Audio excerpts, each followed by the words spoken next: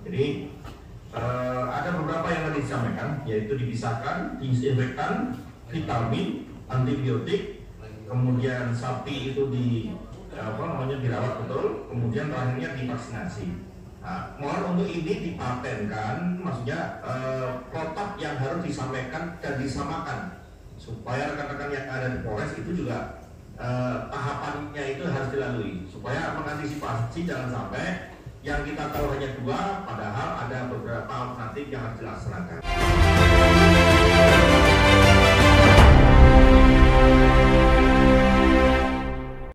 Oke, assalamualaikum, selamat siang. Hari ini saya sama Dokter Eva, dokter Ade. Hewan ya. Ya, Dokter Hewan Ade. Dokter Hewan, kita mau menangani kasus atau mengantisipasi kasus PMK ya. Kemungkinan ada di sini. Untuk menceritakan sebelumnya bahwa kita sudah ngambil sampel dari sapi 1290-an yang ada di Bangka Barat ini. Kita udah kirim sampel 5 penyakit, ada yang dicurigai kena penyakit kuku dan mulut. Itu di kelapa. Hari ini mungkin dari dokter bisa menjelaskan tentang apa sih itu penyakit PMK yang ada itu, dok. Oke, jadi sebelumnya saya menjelaskan penyakit PMK itu singkatan dari penyakit mulut dan kuku. Jadi ini penyakit yang disebabkan oleh virus yang dapat menyerang ada beberapa ternak. Yang paling dominan itu adalah sapi, kambing domba, kerbau, dan babi.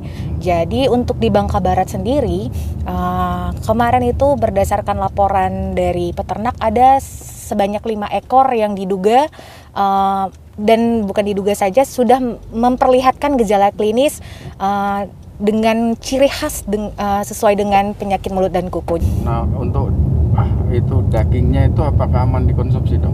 Kalau daging dihimbau kepada masyarakat masih aman untuk dikonsumsi.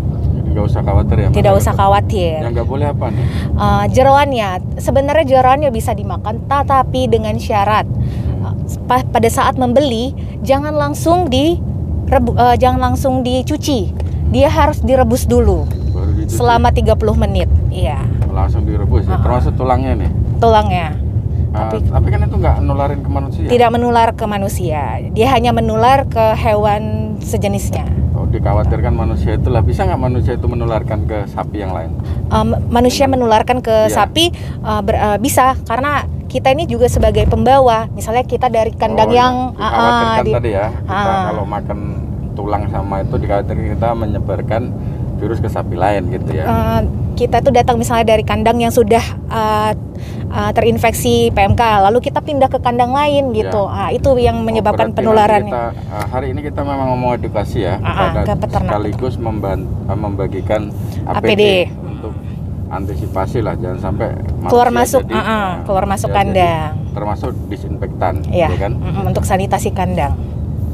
Terus apa lagi nih, dok, untuk antisipasi kita apabila ada yang dari luar masuk ke sini? Nah, untuk pencegahannya juga untuk sekarang ini kita harus mengatur lalu lintas keluar masuk manusia ke kandang, ke kandang agar terus lalu sapi dari luar juga di stop untuk jangan dimasukkan ke kandang dulu.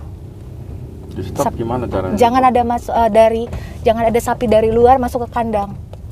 Dari luar Bangka. Berarti dikarantina dulu. Di stop, dilarang dulu masuk ke kandang.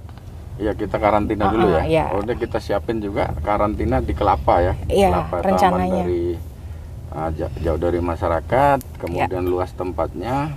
Memungkinkan untuk melakukan karantina kandang. Nah, sapi-sapi ini yang terinfeksi kita sendirikan ya. Kemudian kita kasih antibiotik, imun, kemudian vitamin, kita disinfektan ya kandangnya. Oke, kita langsung ke pemilik kandang sapi yang ada sapinya untuk memberi edukasi kepada mereka supaya bisa mencegah atau mengantisipasi penyakit ini. Oke, kita pakai APD biar aman, jangan sampai kita menularkan nanti atau membawa virus.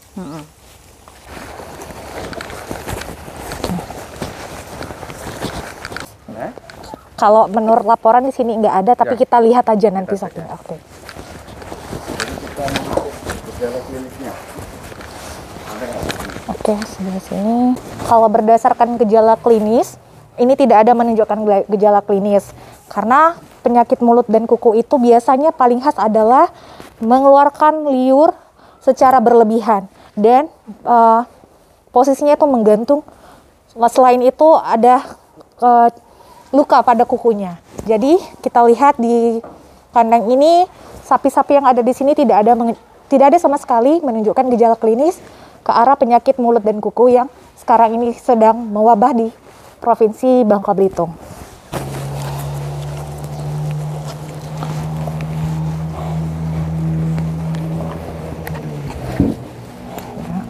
Aman? Aman. Tidak ada gejala? Tidak ada.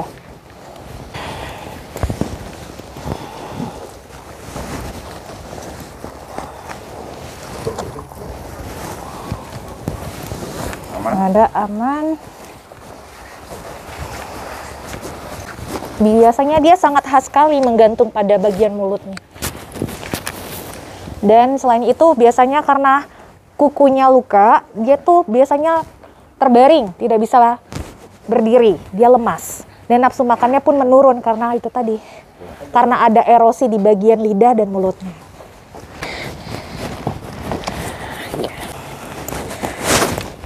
Ada sih.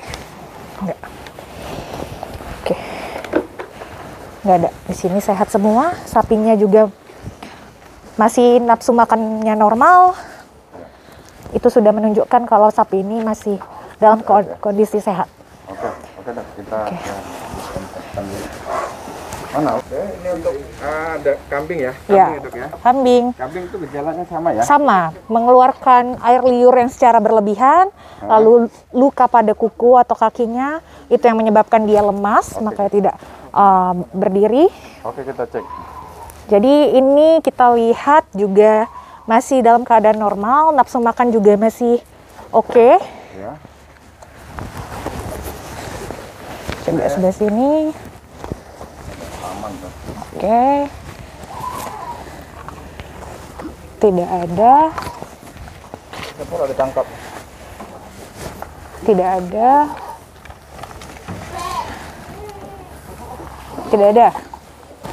Oke. Aman. Ya, untuk yang di kandang ini aman. Jadi untuk yang punya ya Bapak, ini edukasi. Nanti tidak boleh ada orang sembarang keluar masuk dok ya? Iya, benar. Apa aja yang harus dilakukan ya? Jadi himbauan kami dari tim medis dan bidang peternakan dari Dinas Pertanian, jadi dimohon untuk Bapak agar untuk menjaga lalu lintas ternak. Jangan bawa ternak dari luar selama mewabah ini, dan aktivitas pergerakan manusia masuk ke kandang juga dibatasi. Harus pakai APD. Ya. Biosecurity. Karena orang bisa ngularin ya dok ya? Ya. Ya, terkait hasil pengecekan seperti apa Kantuk 23? Jadi berdasarkan hasil observasi dan pemeriksaan di kandang bahwa sapi-sapi yang ada di peternakan ini di kandang Pak Yudi tidak ada yang menunjukkan gejala klinis yang mengarah ke penyakit PMK. Jadi berdasarkan pemeriksaan yang sudah dilakukan bahwa sapi yang ada di kandang semuanya sehat. Untuk gejala-gejalanya itu seperti apa aja Bu? Jadi gejala yang paling khas dalam di penyakit PMK ini adalah air liur yang terlalu berlebihan atau namanya hipersalivasi, lalu ada luka di bagian kuku, dan selain itu ada erosi ataupun sariawan di bagian lidah ataupun mulut. Ini penyebaran hanya untuk sapi aja, tidak ke manusia? Ini sama sekali bukan zoonosis ataupun penyakit hewan yang menular kepada manusia. Jadi ini tidak sama sekali menular ke manusia. Menurut keterangan dari dokter bahwa ini tidak menular ke manusia, jadi dagingnya bisa dikonsumsi. Kalau yang terinfeksi, minimal tidak dimakan itunya, tulang sama jeroannya ya. Bisa dimakan tapi dimasak dengan yang benar ya, untuk yang jeroannya. Itu aja.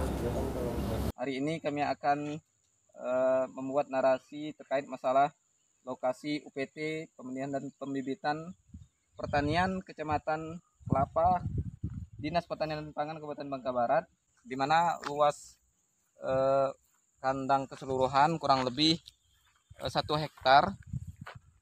Nah, dari kandang ini terdiri dari 2 kandang sapi Nah, ini kandang yang pertama. Ukuran kandang kurang lebih panjangnya 25 meter kali 6 meter. Nah, ini kandang yang pertama. Ukuran kandang 25 kali 6 meter. Kapasitasnya kurang lebih muat untuk populasi sapi sekitar 50 ekor. Ini adalah kandang sapi yang kedua. Ukuran sekitar 50 meter kali 10 meter.